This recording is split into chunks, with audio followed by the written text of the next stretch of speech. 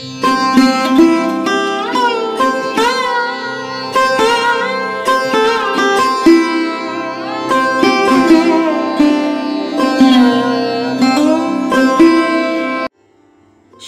সঙ্গে সুধন্য দিনগুলি।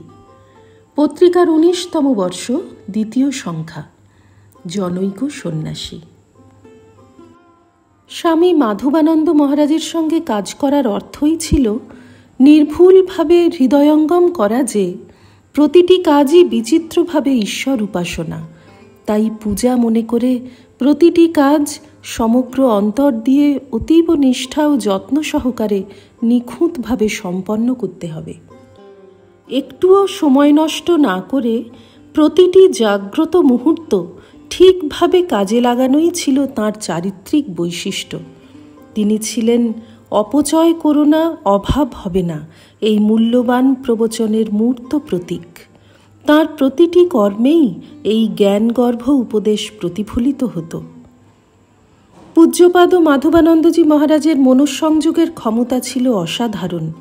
কোনো আলোচনা সভায় বা অছি পরিষদের সভায় যোগদানের সময় তাঁকে দেখা যেত তাঁরই কোনো বইয়ের পরবর্তী সংস্করণের জন্য গভীরভাবে মনোযোগের সঙ্গে প্রুফ দেখতে, অথবা কোনো রিপোর্টের ভুল সংশোধন করতে, আবার প্রয়োজনীয় মুহূর্তে আলোচনায় অংশগ্রহণ করে বিতর্কিত বিষয়ের মীমাংসা করে দিতে, অথবা কোনো বক্তব্য দুর্বোধ্য হলে তা প্রাঞ্জলভাবে বুঝিয়ে দিতে।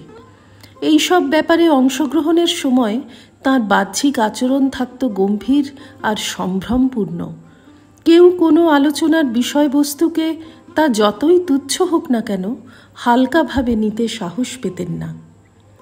শ্রদ্ধেয় মাধবানন্দ মহারাজের জ্যোতিষশাস্ত্র সম্বন্ধে ব্যক্তিগত কৌতূহল ছিল। তিনি অবসর সময় কাটাতেন রিডার্স ডাইজেস্ট এবং টাইম পত্রিকা পড়ে। যখন তিনি লক্ষ্য করলেন যে আমারও ওই তিনটি বিষয়ে সমান আগ্রহ, তিনি যেন বেশ মজা পেলেন।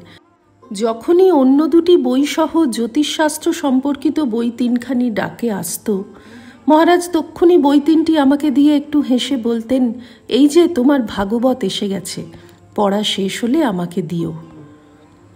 বই আসার সঙ্গে সঙ্গে পড়তে পেয়ে আমি মনে মনে খুশিই হতাম, তবে তার সঙ্গে একটু অস্বাচ্ছন্দ্যও বোধ করতাম।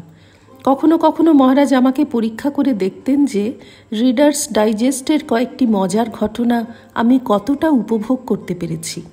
এমনই ছিল মহারাজের সুমধুর ভালোবাসা। শ্রদ্ধার সঙ্গে জোর করা সত্ত্বেও তিনি কিছুতেই আমার কাছ থেকে কাপড় ধোয়া প্রভৃতি ব্যক্তিগত কোনো সেবা নিতে চাইতেন না। ওই কাজগুলি আমাকে গোপনে অথবা তাঁর ওপর নিঃশব্দে জোর খাটিয়ে করতে হতো। এর ফলে কখনো কখনো মহারাজ কৌতুক ভরে আমাকে বিব্রত করার জন্য বলতেন যে গত জন্মে নিশ্চয়ই আমি শূদ্রকুলে জন্মেছিলাম, তাই এই জন্মে দাসসুলভ কাজে আমার এত আগ্রহ। মাধবানন্দজির গঙ্গাপ্রীতি ছিল দেখার মতো। তিনি সবসময় নিজের কাছে এক শিশি গঙ্গা জল রাখতেন আর প্রতিদিন ব্যবহার করতেন। প্রতিদিন নিয়মিত গঙ্গায় অবগাহন স্নান তো করতেনই। একবার আমি অপ্রাসঙ্গিকভাবে গঙ্গা সম্বন্ধে কিছু মন্তব্য করায় মহারাজ ভর্ৎসনার সুরে আমাকে বলেছিলেন, তুমি কি মা গঙ্গাকে ভালোবাসো না? ঠাকুর নিজ মুখে বলে গেছেন, গঙ্গা বাড়ি ব্রহ্মবাড়ি। গঙ্গা স্নানের পর মহারাজের দীপ্ত আরক্ত মুখমণ্ডল আমাদের শ্রদ্ধা আকর্ষণ করত। শ্রী রামকৃষ্ণার্পণমস্তু। নিবোধত আজকের পাঠ আপনার ফোনে রোজ পেতে চাইলে সাবস্ক্রাইব ও বেল আইকন দুটোই ক্লিক করুন। রামকৃষ্ণ ভাবধারা প্রচারের সঙ্গে থাকুন।